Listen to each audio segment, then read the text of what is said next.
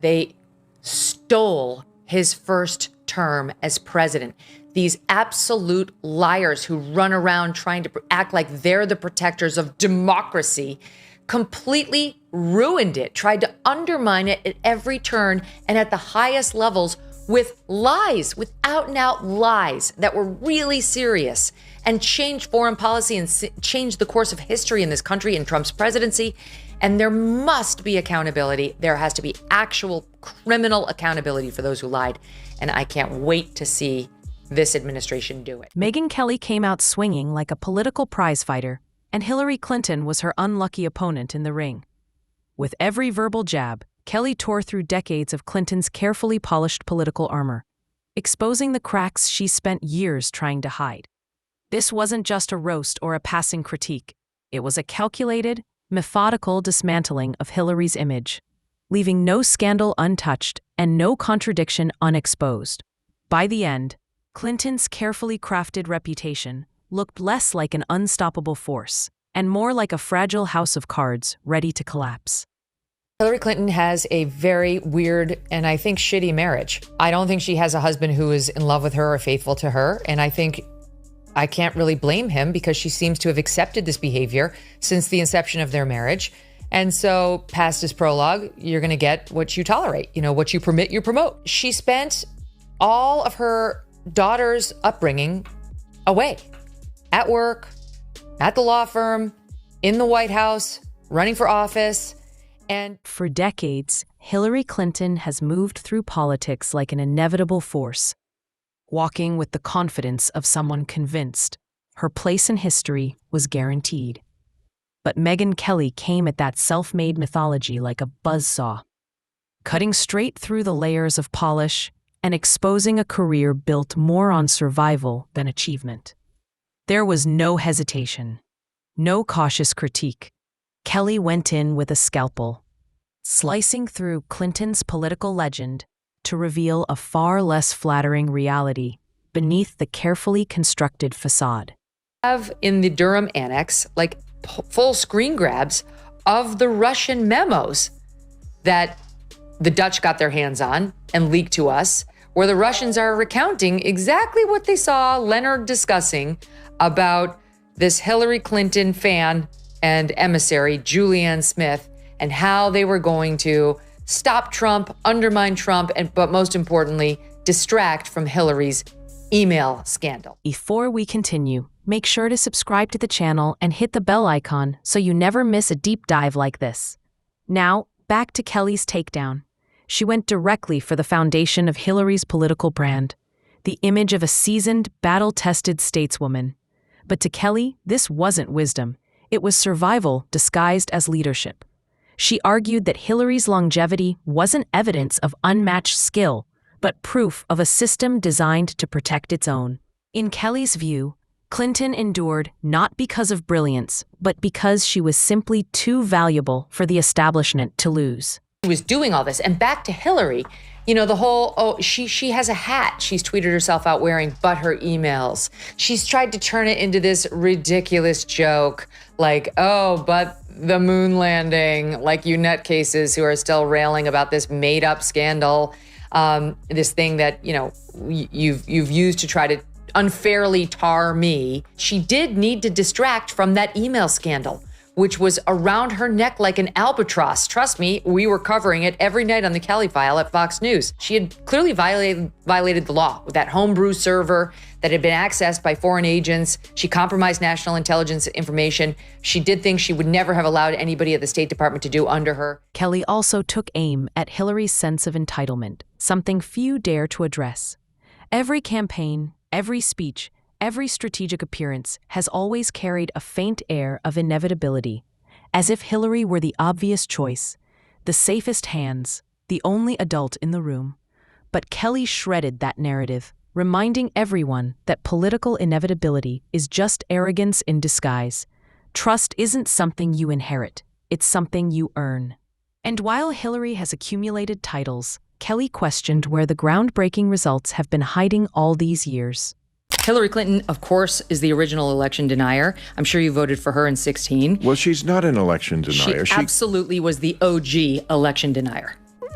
First of all, she came out before the sun had risen to concede the election to Trump. And then spent the next 4 years saying he was illegitimate. He was an illegitimate president. Okay, well, first of all, she didn't say he was an illegitimate. Yes, she did. You tell me exactly what she said. She said those exact words repeatedly. Kelly dismantled the long-standing belief that Hillary's career has been defined by selfless public service, painting it instead as a masterclass in self-preservation. To Kelly, Clinton's climb up the political ladder has been constant, calculated, and ruthless, a relentless pursuit of power, no matter the scandals that threatened to knock her down. From Whitewater to Benghazi to the private email server, each controversy should have been politically fatal. Yet Hillary survived them all, not by confronting the damage, but by pivoting to the next opportunity before the dust even settled, stepping out of a burning building straight into a fresh photo op. And that leads me back to Schellenberger here. This is page 4 of his report. He writes as follows: the Russian reports, again, that the Dutch spied on, that we got our hands on, also claimed, and listen to this, I mean, you probably already know this stuff, Glenn, but claimed that Attorney General Loretta Lynch, okay, this is back in 2016, people, remember, Obama's president, Loretta Lynch is his Attorney General, and her DOJ/FBI are investigating the Hillary Clinton email scandal. And also now we learn simultaneously working with the Hillary Clinton campaign to bury that scandal in favor of calling Trump a Russian agent. Okay. Kelly didn't hold back when it came to Hillary's hypocrisy either. While Clinton's public image leans heavily on being a champion for the working class, the underdog, and the marginalized, Kelly exposed the contradiction between her words and her reality. Behind the speeches and carefully crafted narratives, her donor lists and inner circle read like a global summit of elite power brokers, Wall Street executives, foreign leaders with questionable records, and billionaire backers far removed from the struggles of everyday Americans. Kelly hammered the point relentlessly. You can't call yourself the people's champion while cashing checks from the very structures keeping those people down. Okay. I mean, she conceded the election. Whether you're interpreting her disappointment at losing it as the same thing as Trump not conceding it, I don't know if that's where you're getting it from. But again, it's a tremendous false equivalency. You could ask Hillary Clinton right now, who won that election? She will tell you. Donald Trump won the election. Now she knows she has to because of what Trump has done. The 2016 campaign was an open wound Kelly didn't hesitate to probe. She dismantled what she described as the arrogance of a campaign run like a coronation tour, one built on the assumption that Hillary's victory was inevitable. Clinton didn't run on inspiring voters. Kelly argued she ran on convincing them there was no alternative. And when she lost, the aftermath was filled with excuses: Russian interference, biased media, voter misinformation. Everything except the simple truth: Hillary Clinton was the wrong candidate at the wrong moment. Kelly also took aim at the Clinton Foundation, calling it the soft underbelly of Hillary's political brand, accusing it of blurring the line between philanthropy and influence peddling until the two became indistinguishable. She got away with murder. Lock her up was right and righteous. And Trump actually should have gone after her when he took office back in 17, January of 17. The only reason it appears that the FBI didn't go after her is because the fix was in. And Loretta Lynch was really clear she wasn't going to do that to Hillary and was telling the Hillary campaign. Kelly also skewered Hillary's repeated attempts at reinvention, pointing out that every few years, she emerges with a new tone, a new wardrobe, and a slightly tweaked persona meant to feel fresh and relatable. But Kelly cut through the costume changes with surgical precision, exposing the recycled talking points, the scripted pauses, and the meticulously choreographed, candid moments. Authenticity, Kelly reminded her audience, isn't something you can schedule between donor luncheons. She also scorched the media for cushioning Clinton's image, accusing much of the press of reframing controversies as overblown attacks rather than holding her accountable. When the media acts like a PR machine instead of a watchdog, Kelly warned, the public stops getting facts, and starts getting propaganda. This woman should be in jail. Literally, Hillary Clinton should be behind bars. And so should the people who worked for her who did this. This is so blatantly corrupt. She wanted to distract from her email scandal. She cooked up a plan to accuse Trump of being a Russian agent in order to distract. Hillary's branding as a tireless advocate for women didn't escape Kelly's takedown either. True advocacy, Kelly argued, means putting the cause above the self. But Hillary's version seemed designed to intertwine the two so tightly they became inseparable. Criticize Clinton, and you're accused of attacking women everywhere. Support her, and you're supporting the cause. Kelly called it a political shield disguised as moral high ground. She also dragged Clinton's post-political career into the spotlight, calling out the lucrative speaking engagements, high-profile media projects, and constant public appearances designed to keep her relevant. In Kelly's view, Clinton's greatest achievement wasn't leadership, it was survival. Look, we kind of have to do this for window dressing, but don't worry, I've got you. That's what's alleged in these documents. And Hillary has been acting like she's the one who's been wronged. This is all a made-up scandal, and the evil Trump who said she ought to be behind bars is so out of line. Meanwhile, Trump didn't do it. Everybody knows Trump didn't go after her criminally with his DOJ when he took office.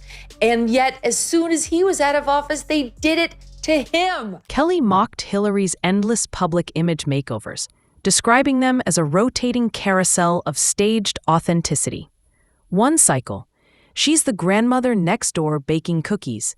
The next, she's the fearless world leader commanding the debate stage. But through every reinvention, Kelly argued, the one constant is how scripted it all feels. From the awkward laughs to the carefully placed, relatable moments, Hillary's performances have often felt rehearsed, like a political Broadway show. For decades, she has promised that, given the right platform, she'll explain it all. Yet every time the opportunity arises, it's the same evasive pivots, vague phrasing, and rewritten history. She made up a scandal about Trump being a Russian asset. And they banked on the intel agencies working with her to perpetuate this lie, and it appears they were only too happy to assist. That's what this scandal's about.